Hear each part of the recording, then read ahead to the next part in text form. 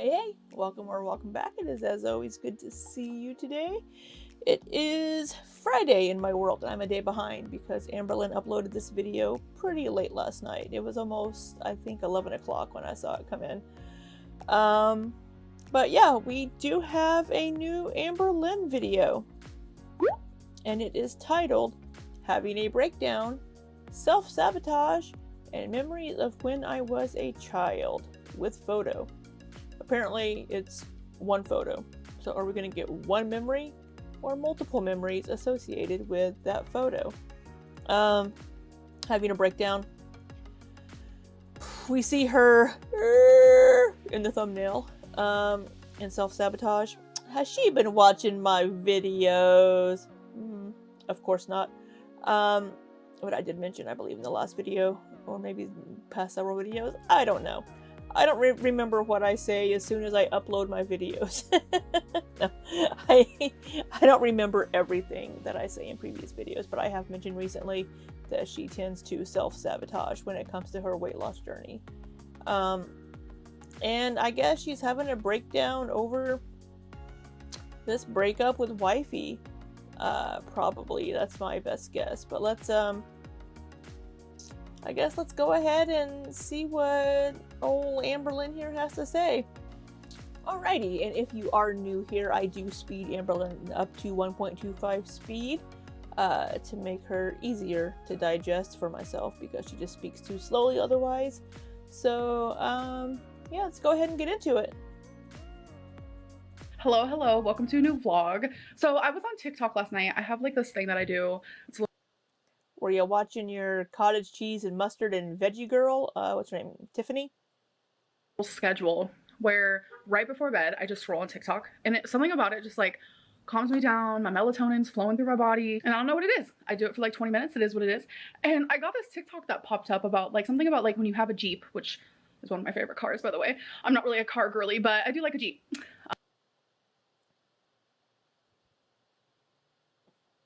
That's twice in recent videos that she's talked about not being a car girly. I like a G-Wagon, if we're being like super detailed. A G-Wagon? So anyways, I saw this TikTok where there was like tons of ducks on the Jeep and I was like, is this one of those things on TikTok that isn't actually real? I just open my blinds, which I do every single morning, and there's a Jeep parked across from my apartment. The whole windshield. I mean, there's at least 20 ducks. And I was like, oh my God, this is a real thing. I don't drive. Yeah, it is. People that own Jeeps, I don't remember what it's called, but yeah, I've seen a couple of Jeeps in my area, and there's a ton of rubber duckies wearing like different hats and things across the dashboard of the Jeep because I guess it's a thing that like Jeep owners, they'll take one of the ducks and put it on like the door handle or something of another Jeep owner, and they just like there's just these rubber duckies going back and forth between Jeep owners. I don't remember what it's called. Maybe I'll look it up, and if I find it, I'll put it on the screen up here. But yeah, it's a thing that Jeep owners do. So I looked it up, and apparently a woman named Alice in Parliament in Ontario, Canada, started this trend. She'd had a rough day. She'd had a like an argument with somebody, and just having a bad day, and saw a Jeep Wrangler in a parking lot just like hers, and decided to put a rubber ducky on it as just kind of an act of kindness to make herself feel better and to maybe make somebody else smile. And then it just continued from there. I don't have a Jeep, but I'm almost tempted to go buy some little ducks just to put on Jeeps. I don't know why people with Jeeps do this. If you don't know why they do it and you don't own a Jeep, then why would you want to try to buy rubber duckies and put them on Jeeps just to be included in this, just because you think it's fun and quirky? What? I don't know, but I just learned it and now I'm physically seeing it in real life. I've had not a good day today. I got my dress stained, so I'm gonna change my shirt real quick. So I will be right back. I just think it's so funny because the last time that happened, I was also wearing that dress. So like, what's happening? Maybe that dress is a food magnet. Well, I have had such a hard day today. I have not been wanting to film. I've been back on my like heartbreak bullshit, like crying and just. I'm glad you called it heartbreak bullshit because that's pretty accurate. Feeling super unmotivated to do anything, really. Y'all, I literally just slammed my finger in a door. Yes, I did. I was taking Twinkie Potty. Did you just interrupt yourself for this? That was a very abrupt cut. Did you what? When I was coming back in. I don't know what I did, but yeah, now my finger, it's not bruised, swollen, or anything, but it's like throbbing a little bit, so that hurt. But I wanted to do some P.O. You just cut yourself off. I don't know what you were saying. I don't know what you were saying in that last clip. You just cut yourself off, but we have a P.O. box time. P.O. box time! P.O. box time! Hey, it's P.O. box time! I really should stop doing that, but it's been so long now I can't. I kind of have to. box. I still have my P.O. box, so if you want to send me anything, here's my P.O. box. Like, my contract for the P.O. box is for the next couple of months, so you guys can still send me stuff. I've had people ask. So first thing I'm gonna open is this package here. So these are some really pretty earrings from Bobby. Thank you so freaking much. Like, look how beautiful those are. Their dad actually made them for me, specifically for me. So that's like super freaking. So they're Amberlynn specials. I don't know what makes them so special, be specifically for her. Sweet and amazing. Thank you so much, like, to think of me and to like take the time to do that. They're stunning. So the next thing is this package right here, which there's no note to, but it's a book called Life Isn't Weighed on the Bathroom Scales by Laura Rose. So I guess it's a book about like debunking myths about weight loss industry, I guess. So whoever sent this to me, thank you. Okay, guys. So that sounds like it's sent by a fat activist, I think they're called, or a body positive fat activist, whatever. Somebody that is health at every size in the way of you're healthy at any size regardless, not the access to healthcare, health at every size haze. That's interesting because Amberlynn absolutely should lose weight being over 500 pounds. That's not sustainable for her body. So I find it interesting that somebody sent that to her. I think that's a very bad idea. I think it's in very poor taste to send that to Amberlynn. Because yeah, absolutely, life is not measured on a scale, and you are more than your weight. But it has to come to a point where your weight is holding you back, and it causes issues, whether it's you just feel uncomfortable or health issues or just not being able to do the things you want to do. There does come a point when you hit a certain weight that it does become a detriment to your life.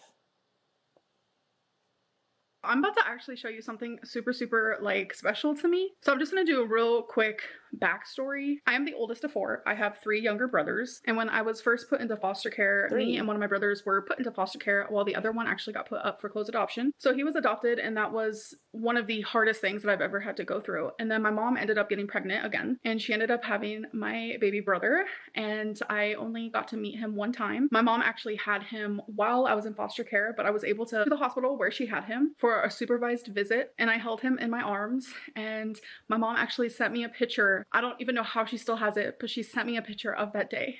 Yeah, she did. Like, there's not a lot of things I remember from my childhood, but I remember that moment, and I remember that day, and I remember how like wonderful it was, but also how hard it was. So in this photo, I am about 12 years old, and 3 years later, I actually wrote a poem. So I was 15, and I still have that poem. I remember when I was in high school, I went to the trailer where I used The beginning of Poetry Lynn to live, and there was still some stuff laying around, couches, and things were torn apart by the police, and it was just insane. But there was a few things still left in my room, and one of those things was the poem that I wrote about my baby brother, who I only got to meet one time. And through all the years of being alive, because I'm 32, I have been able to keep that poem. So I want to show you the picture.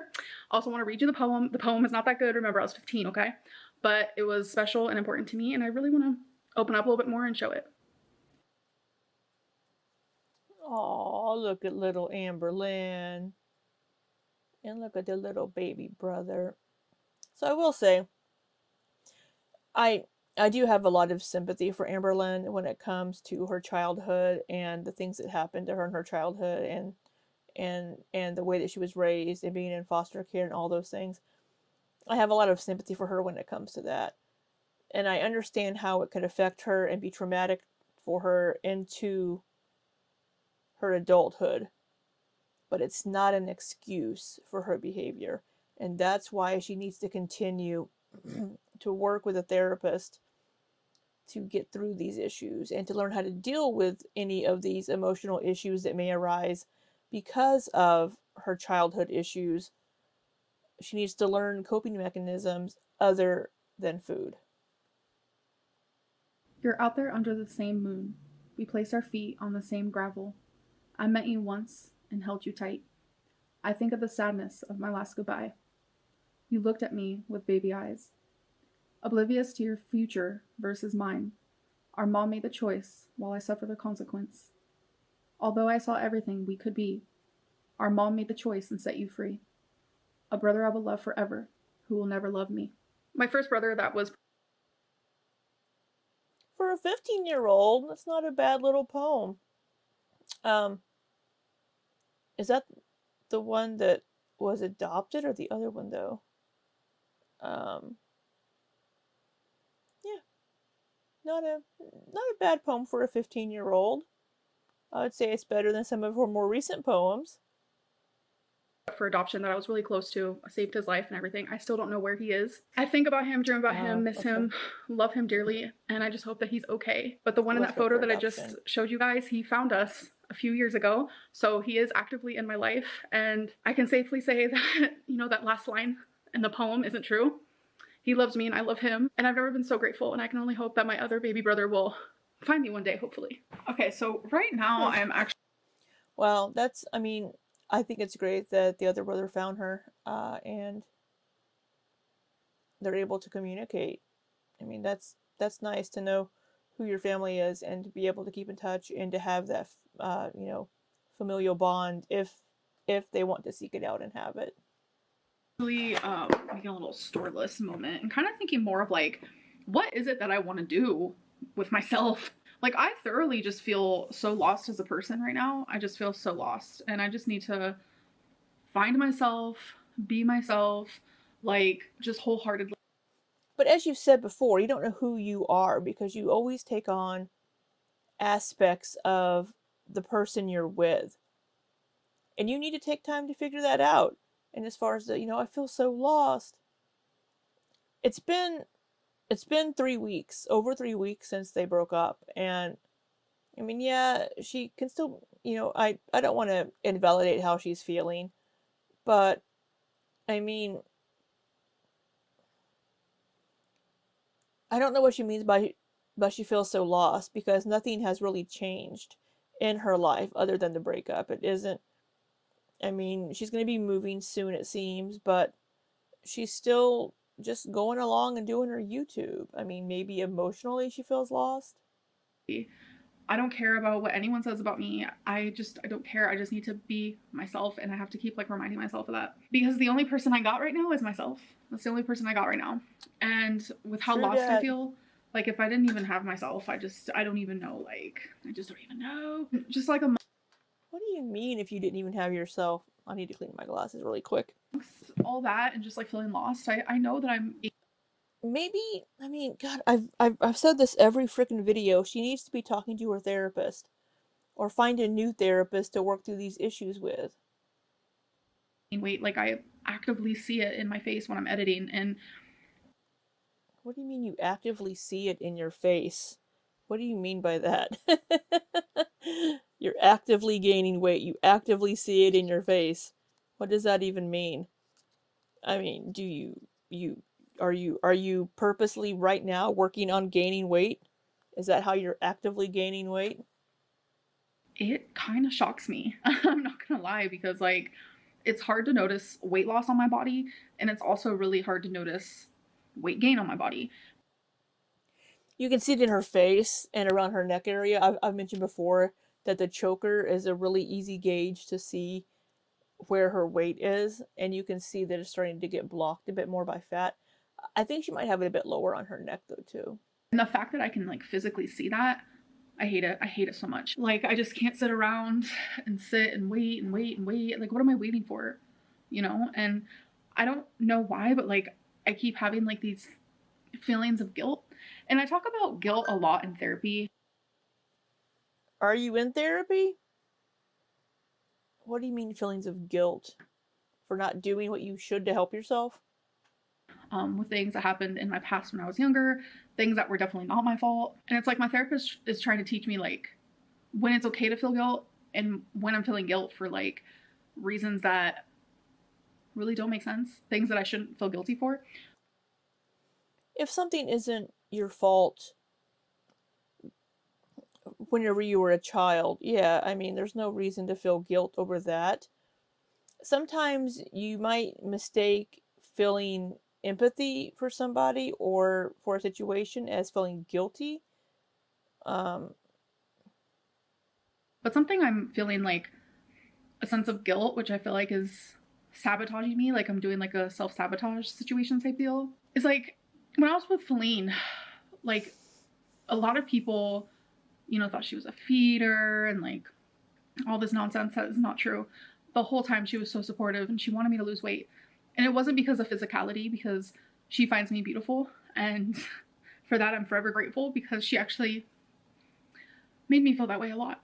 And it was just because of health and because of stamina. And, you know, she wanted to have a whole life with me. And obviously, at this size, she was only able to have like a partial part of that instead of like what she fully wanted, you know? Like, we couldn't hop on a plane and go to Bora Bora because of me. I had all the support from her and all the guidance. She always urged me to exercise and to eat healthy and do right. And it's like, if I do that now, I'm gonna feel so guilty because it's like, what? why would you feel guilty for doing that now? If that's the reason why you and wifey aren't together, maybe doing those things and showing that you can lose the weight and become healthier, since you do apparently still love each other oh so much, maybe you could rekindle the relationship. Why would you feel guilty for doing it later? Is it because you couldn't do it for her? Because you sure as hell can't do it for yourself either, it seems. Did I do that when I was with her? So it's like I have this like guilt feeling, and I know I need to talk about it in therapy. Yeah, you do. Hopefully you're talking to your therapist. And like I've talked about it to Feline, obviously, like it's something we talked about earlier today, and it's just like she obviously doesn't want me to feel this way, like regardless if we're together or not. Like she wants me to succeed, but it's like, why do I feel so bad that like if I succeed now when we're not together? Like it's such a weird like thing in my brain. Maybe by succeeding, you could rekindle the relationship with wifey because you could be like, hey, yeah, maybe you would be doing it for wifey because you do want to prove to her that you can be this person, and you just took for granted that she was going to be there regardless because she was trying to be so supportive. Maybe this breakup is the kick in the ass that you need to actually get your shit together and lose the weight. But yeah, self sabotage, you do that a lot. Like that I just can't understand, and it just makes me feel guilty. Like But again, why are you feeling guilty because you're gaining weight right now? You aren't losing weight. So what do you feel guilty for? You're feeling guilty for something that hasn't happened. So are you saying that you can never lose weight in the future now? Because you'll feel guilty about it because you couldn't do it in the last 2 years? oh, I hate it so much. Anyways, I don't want to sit here and just like blubber and cry and whatever. So I'm trying to sit here and like take away those feelings of like, yes, Amberlynn, you didn't do it while you were with her, but do it while you're not with her. You don't have to be with her to do it. And you don't have to feel Right. guilty for succeeding while not being with her. And I have to figure out like how I can say that and actually mean it. A lot of people You have to succeed first before you can say it. And we're not seeing any at all little bit of success when it comes to losing weight in your little world here. Well, like I've said in the past that it seems like I self-sabotage myself, and it's like for the first time ever in my life, I feel that way, that I'm like subconsciously self-sabotaging myself. And I'm like You've been doing it for years. You do it all the time. just tripping about it, and I don't know, it's like the craziest feeling that I just cannot wrap my head around fully. I'm trying to ignore it and I'm trying to push it away, but sometimes when feelings are so strong, that's like sometimes virtually impossible to do. So I'm sitting here and I'm trying to make like a store list and trying to decide like what just makes the most sense to me. And it's like I just want to like do common sense. I just want to eat healthier, just take out the junk. I thought you wanted to go back to your cottage cheese, mustard and raw veggies, and chicken sausage diet. I thought you felt so good while you were doing that, and it was so healthy, and your brain wasn't on fire from all of the processed food. I thought you loved that food and diet so much. Why don't you go back to it? Take out the fast food unless it's something super healthy, but even then it's just like it's hard for me to choose healthier fast food options and takeout options. I don't know why. Just do small changes. Do a chicken dish instead of like uh do a grilled chicken dish maybe, or get grilled chicken instead of something that's fried. Choose a side of vegetables instead of a side of, I don't know, mashed potatoes and gravy or macaroni and cheese or something. Losing weight can be easy. Like realistically it can be, but I just make it so much more difficult than it needs to be. Like I will say Amberlynn does make it more difficult. I think we all do at some point, myself included, absolutely. Because you have to find that place where the calories aren't too much for your activity level, but it's just enough for your body to burn more and for you to actually lose weight. for real.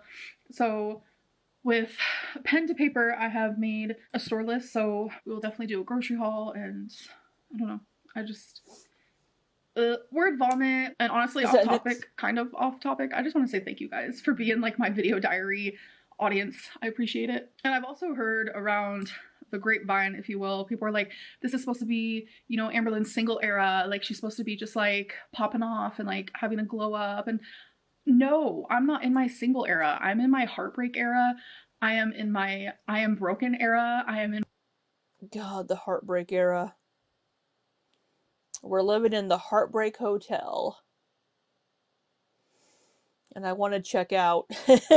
I'm so over it. So over it.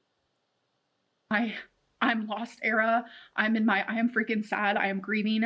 I am mourning era. I'm not in I think using terms like grieving and mourning while losing the relationship is sad. It is sad. It's using those terms for just a relationship ending, a breakup. I don't know. It almost feels disrespectful to me towards people that have actually lost a partner to death. So using those terms like that, I'm grieving, I'm mourning. It almost feels a little disrespectful to me. I know people use those terms all the time when they feel like they've lost something. They like, oh, I feel like I'm grieving, or I feel like I'm mourning this. But she's used this multiple times, and it almost feels disrespectful to me towards people that have actually lost a partner.